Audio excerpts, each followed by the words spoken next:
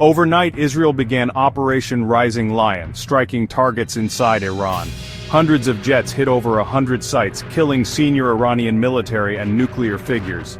Major General Mohammad Bagheri and IRGC Commander Hossein Salami were among those killed. Dr. Fereydoon Abbasi, a nuclear scientist, also died. Iran's supreme leader promised a response. Missiles and drones have already been launched in return.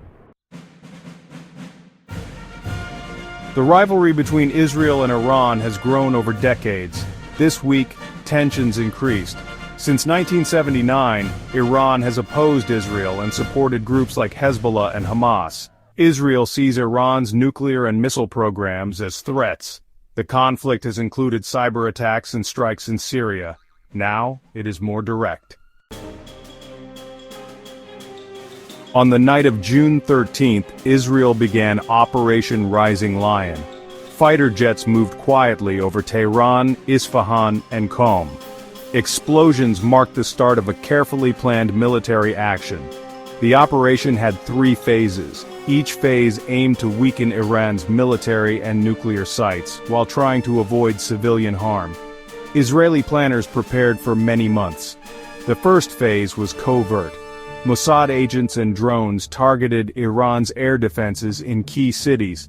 Cyber attacks and electronic warfare weakened these systems, opening the skies for the next step. The second phase used airstrikes.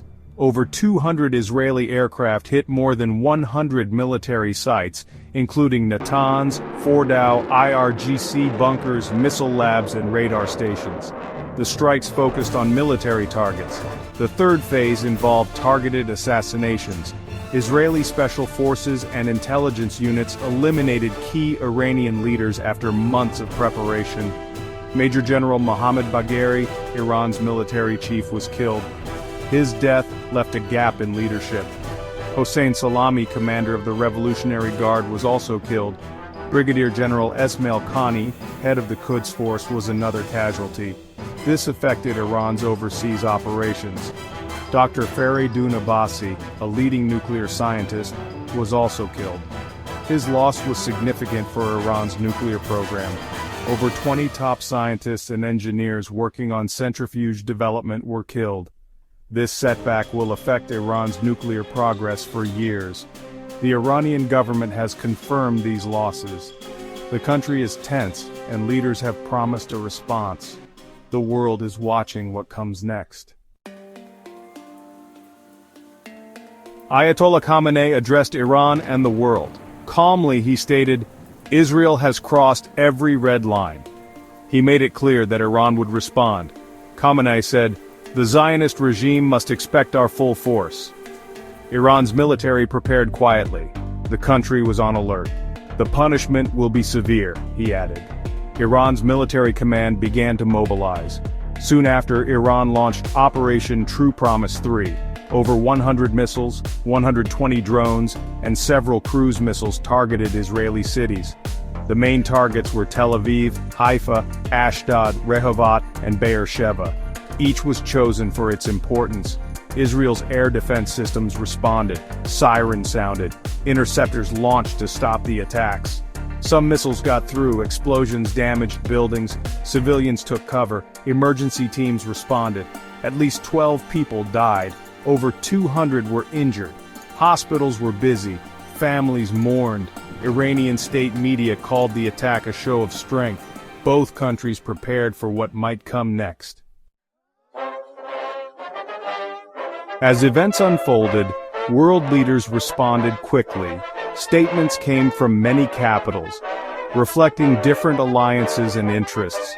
The international community watched closely, aware of the possible consequences. The United States supported Israel's right to defend itself. Officials in Washington warned Iran not to target U.S. personnel or assets, promising a response if needed. U.S. bases in the Middle East raised their alert level. Embassies increased security. The Pentagon sent more forces to the region. The United Kingdom and France condemned Iran's actions, but also called for restraint. They warned that more violence could destabilize the region. Russia and China criticized Israel's strike and called for talks. They urged all sides to avoid further conflict. The United Nations Security Council met in New York. Diplomats discussed the situation and called for a ceasefire. The Security Council could not agree on a resolution. The United States used its veto, showing divisions among major powers. Oil prices rose sharply as markets reacted to the risk of supply disruptions. Military alerts increased. Warships patrolled the Persian Gulf and the Strait of Hormuz. Governments prepared for possible escalation. The Strait of Hormuz became a focus. Disruption here could affect the global economy. The stakes were clear.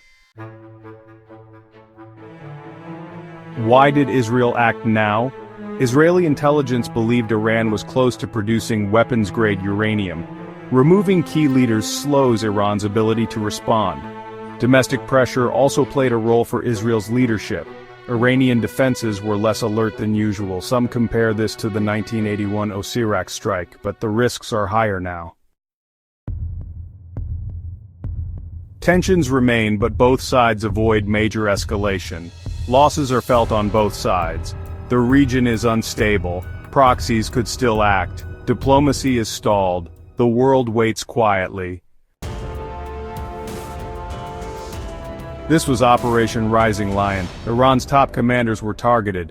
At Maps and Motives we explain global events. Subscribe for more calm analysis.